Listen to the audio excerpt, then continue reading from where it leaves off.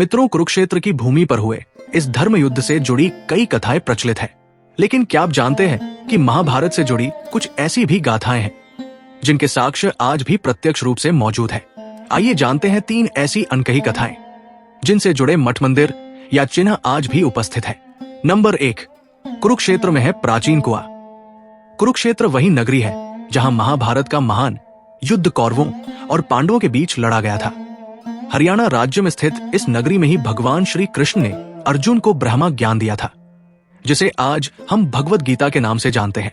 पुरातत्व सर्वेक्षण में महाभारत काल के कई अवशेष इसी स्थान से प्राप्त हुए हैं, जिनमें बाण, भाले इत्यादि चीजें शामिल हैं। कुरुक्षेत्र में आज भी एक प्राचीन कुआं मौजूद है, जहां कर्ण ने युद्ध के समय चक्रव्यूह की रचना की थी और अभिमन्यु को धोखे से मार दिया था। नंबर 2, महाभारत से जुड़ी है खाटू श्याम भगवान की कथा। महाभारत में बताया गया है कि घटोत्कच के पुत्र बर्बरीक इतने बलशाली थे कि वो युद्ध में केवल 3 बाण लेकर उतरे थे। श्री कृष्ण को यह पता था कि बर्बरीक अगर युद्ध भूमि में उतरे तो कुछ मिनटों में ही युद्ध खत्म हो जाएगा। ऐसे में उन्हें रोकने के लिए भगवान ने एक ब्राह्मण का वेश धारण कर बर्बरीक से उनका शीश दान में मांग लिया। साथ ही ये वरदान भी दिया कि कलयुग में उन्हें खाटू श्याम अर्थात स्वयं श्री कृष्ण के नाम से ही पूजा जाएगा। लेकिन बर्बरीक ने भी श्री कृष्ण के सामने ये इच्छा प्रकट करते हुए कहा कि मैं इस युद्ध का परिणाम देखना चाहता हूं। तब बर्बरीक के धड़ को युद्ध क्षेत्र से दूर रखा गया था और जिस स्थान पर उनका धड़ रखा गया, आज वहां भगवान खाटू श्याम जी का मंदिर मौजूद है। ये मंदिर राजस्थान के सीकर जिले में है।